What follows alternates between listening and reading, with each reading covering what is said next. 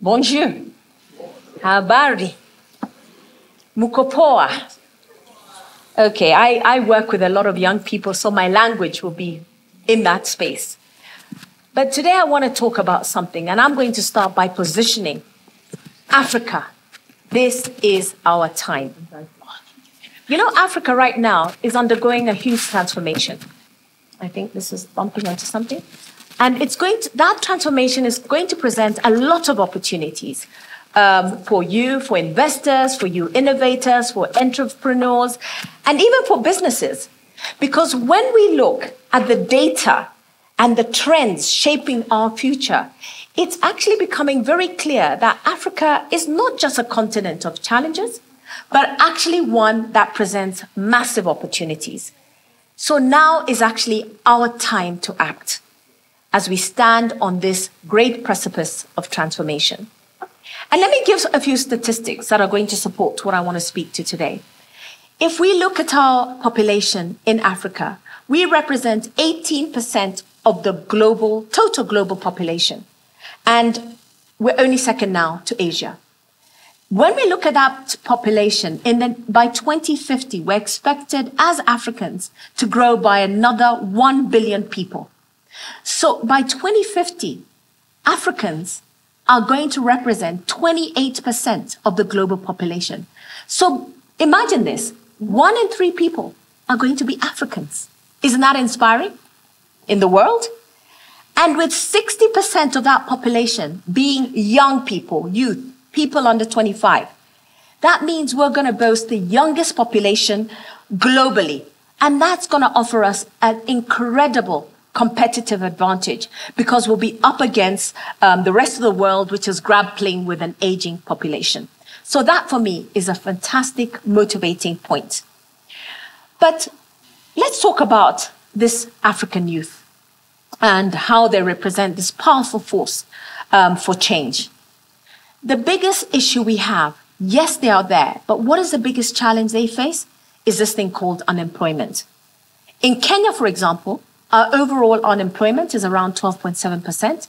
But when we look at the category of 15 to 35 years, it is a staggering 67%. So, and every year we say in our market, we have approximately 1 million young people entering the job market with very limited opportunities available. But the issue is not going to be just youth unemployment. I think the challenge is about the missing jobs, which is why we're here today. That missing jobs crisis, which is a fundamental gap in the economic opportunities that can be faced back to, some of the structural limitations which we've always had in our economies. Youth programs which were targeted towards skills development, entrepreneurship, have often fallen short because they don't recognize some of the issues like an unstable infrastructure, economic risks, and market challenges. But enter the opportunity.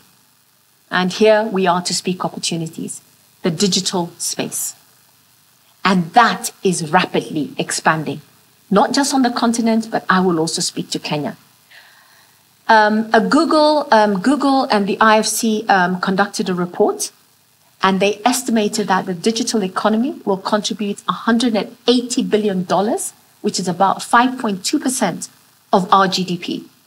And this is projected to rise to $712 billion, or 8.5% of our GDP. Now, this growth is driven by a number of things which are going to support who we are and what we're going to do.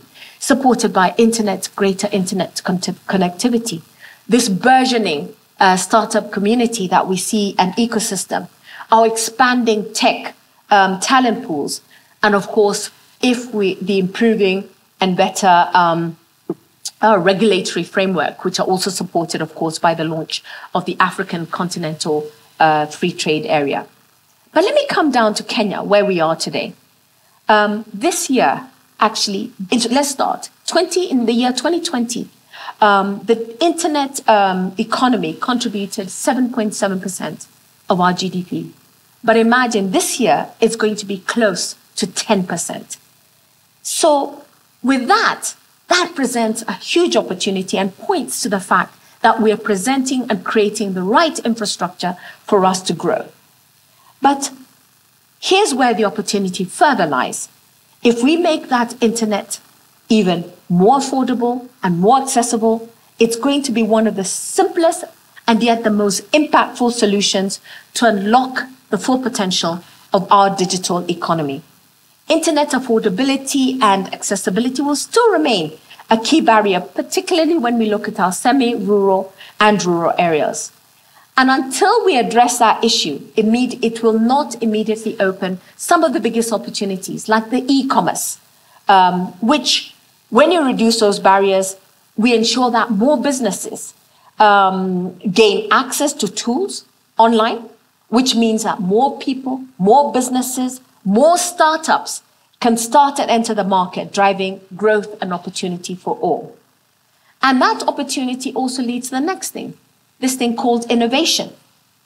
We rank 100 out of 132 economies globally on the Innovation Index. That signals great opportunity for growth. And while this country, Kenya, excels in knowledge and technology outputs, we still have some significant challenges, particularly in areas like human capital, market sophistication, and infrastructure. And these gaps will continue to limit our growth and our ability to fully harness our innovation potential. But having said that, let me share something that is going to excite you. Despite all those things, we have a relatively low investment in comparison to other countries, but we still demonstrate an impressive capacity to generate innovative technologies, products, and services.